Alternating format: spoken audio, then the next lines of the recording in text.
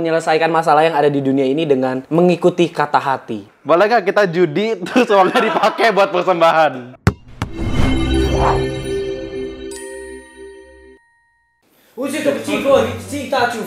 Hey, damai. Daripada kalian saling berlawanan, mending kita melawan kata hati.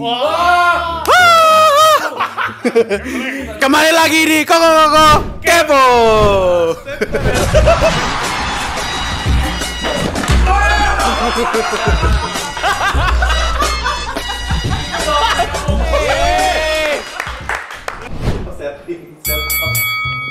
Nggak sopan nih. Taruh dulu. Kok lihat orang yang pakai sendal ini sih? Nggak sopan. Kau tanya aku lagi dong. Ngapain bang?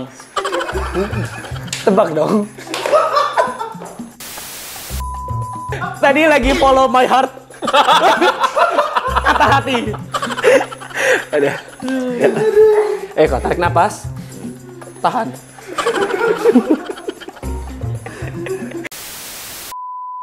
Nah, udah tenang. Oke, gimana? Tadi kan udah gimmick tuh, follow my heart. Nah, ini harus dipegangin biar tenang. Nah kok, zaman sekarang banyak orang bilang tuh follow your heart. Kalau misalkan ada masalah apa-apa, kejar passion lu. Dan kata pendeta-pendeta di sana juga, mungkin Koko juga pernah bilang, Roh Kudus tuh tinggal di hati kita. Nah, kok pertanyaannya, apakah itu boleh? Gitu loh, kita coba kasih jawaban atau menyelesaikan masalah yang ada di dunia ini dengan mengikuti kata hati. Kan di situ ada Roh Kudus juga katanya. Gitu. Ini konteks topiknya apa? Ini melawan kata hati gitu. Misalnya kayak ambil keputusan ya, apa yang menurut orang lain benar, tapi menurut kita tuh belum tentu gitu loh. Jadi kayak ada pergulatan di hati kita. Kayaknya dia ngelakuin A, menurut orang itu benar, tapi kata hati gue tuh nggak kayak gitu. Oke.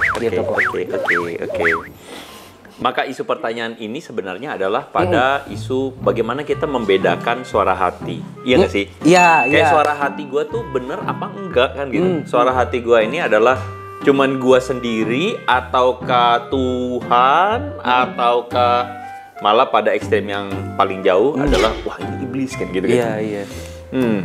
Kalau menurut gue tuh gini, ingat bahwa gue sangat yakin bahwa dalam hati kita paling dalam itu ada hati nurani yang Tuhan kasih, dan Tuhan itu menaruh kepada kita, menciptakan kita segambar dan serupa Dia, dan segambar dan serupa Dia itu ada pada kualitas hati nurani kita itu, ya kan?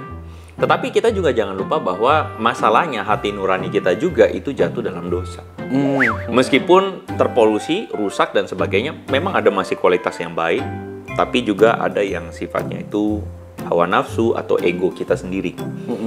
Jadi makanya adalah sulit bagi kita untuk semata-mata cuman mengikuti kata hati.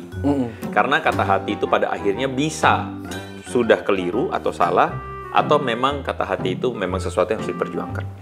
Makanya untuk membedakannya penting banget kita belajar firman dong gitu. Penting banget kita mengerti isi hati Tuhan gitu. Sehingga dari situ yang menjadi standar, yang menjadi reflektornya itu adalah firman Tuhan itu sendiri. Apakah suara hati gue benar apa enggak? Apakah suara hati gue ini adalah sesuatu yang berkenan pada Tuhan atau enggak? Apakah ini adalah sesuatu yang berkenan juga buat orang-orang atau enggak? Actually, selalu firman Tuhan selalu kasih tahu bahwa menjernihkan pikiran atau memurnikan pikiran itu penting. Apa yang baik, apa yang mulia, apa yang suci, apa yang patut didengar, pikirkanlah semuanya itu. So, patokannya ada pada bagaimana kita harus melatih diri untuk baca firman. Masalahnya banyak orang jarang untuk mengerti isi hati Tuhan. Dan itu yang bikin orang akhirnya kebingungan sih untuk apakah ini benar atau enggak. Itu menarik banget. Ya, kita memang punya hati yang dikasih sama Tuhan ya. Ini nggak ngejokes. Ya udah deh kok. Gue lagi tunggu quotes-nya apa.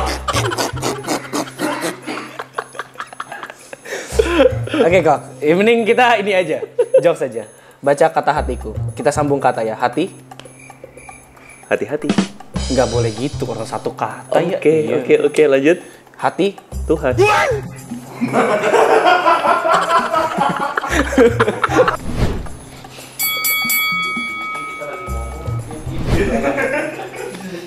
melulu.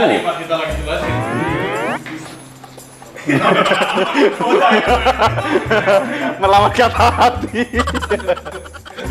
Kok? Kalau misalkan Julius diajak pergi sama Giggs sama Hugo. Terus? Giggs ngajak pergi, Hugo ngajak pergi. Menurut lu, boleh nggak kita judi terus uangnya dipakai buat persembahan? Apa hubungannya? Coba Melawan kata hati maksudnya. melawan kata hati. Lu udah bayar pajak belum sih? Belum. Belum. Tapi pasti gue bayar. Iya, iya. Gua belum dapat Evin sampai sekarang. Masa iya? Iya. Mesti bikin dulu Evin, gua juga bingung cara bikinnya gimana.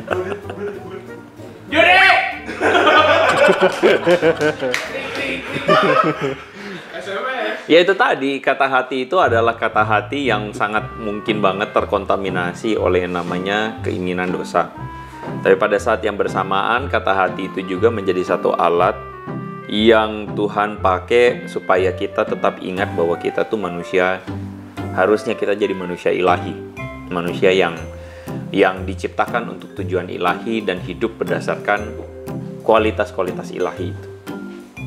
So, pilihan-pilihan untuk mengikuti kata hati itu seringkali harus kita filterin sama yang namanya alasan, motivasi, dan tujuan yang ilahi, supaya dimurnikanlah apa yang kita lakukan gitu tuh. Nah, jadi kalau dalam pilihan-pilihan tadi misalnya, boleh nggak untuk melakukannya demi tujuan persembahan buat Tuhan? Sekali lagi, tujuan tidak membenarkan cara. Gitu. Kita tahu betul bahwa bagus kalau punya tujuannya baik. Cuman gua rasa seringkali orang berlindung di balik tujuannya mulia. Karena memakai alasan tujuannya mulia tetapi membenarkan cara yang tidak tepat gitu. Nah, bagi gua sih itu bisa-bisanya kita doang lah gitu. Jadi sebaiknya ya, jadi itu gua tidak membenarkan hal itu sih. Lu udah keren. Sambil jalan dong, sambil jalan. Gue takut jatuh kalau kayak gini. Kok ini based on true story. Pertanyaan ini nih, ini keren nih. Karena temen deket gue dulu pernah kerja di tempat gini ya.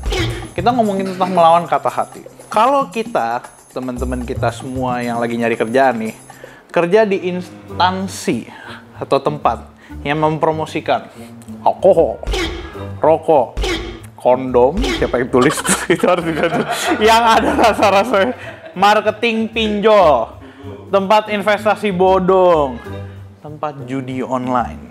Itu tuh sebenarnya salah nggak sih? Tapi harus dipahami dulu, situasinya adalah lu membutuhkan uang.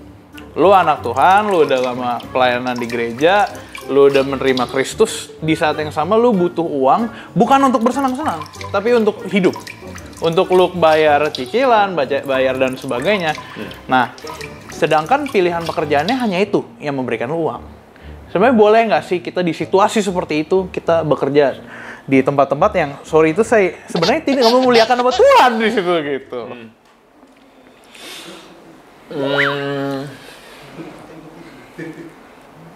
Kalau gua berpendapat bahwa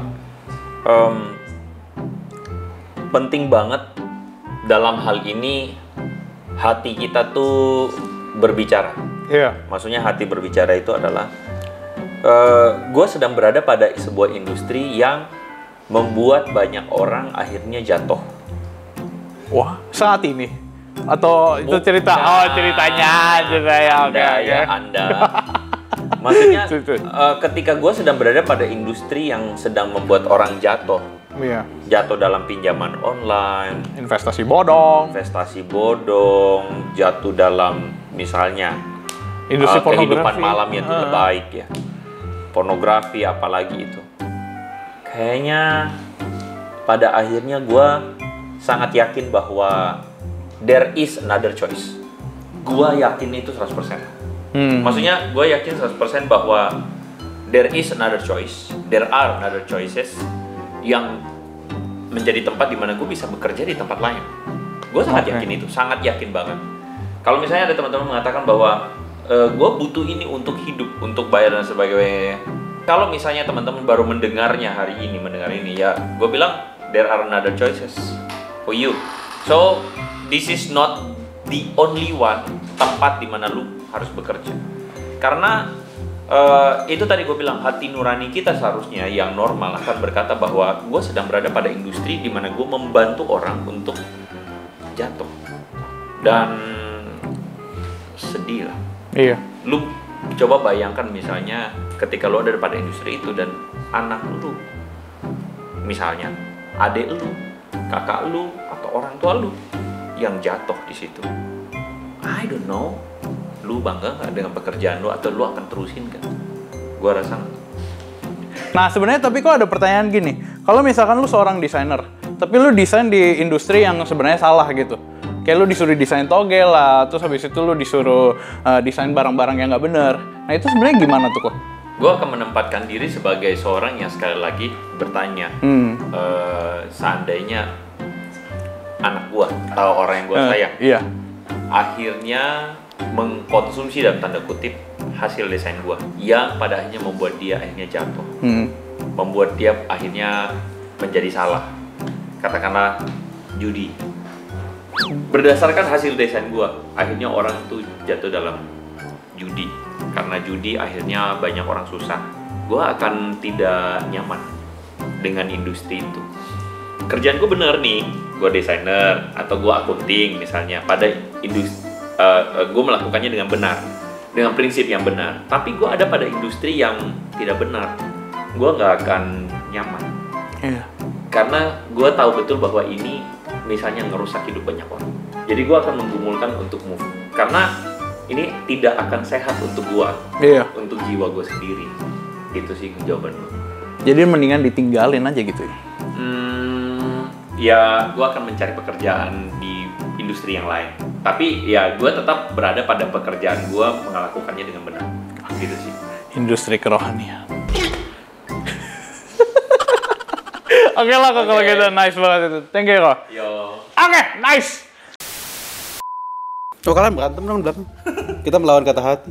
Ntar kalian berantem terus gue yang lerai gitu. Ayo oke, rolling. Ini masih rolling ya? Udah. Mulai berantem.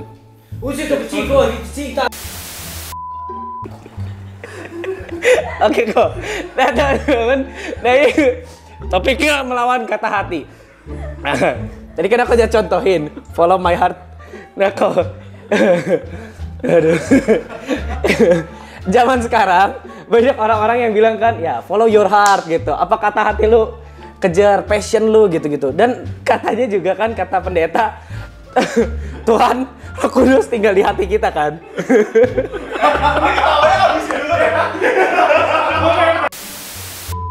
Gue akan menempatkan diri sebagai seorang yang sekali lagi bertanya, seandainya anak gue atau orang yang gue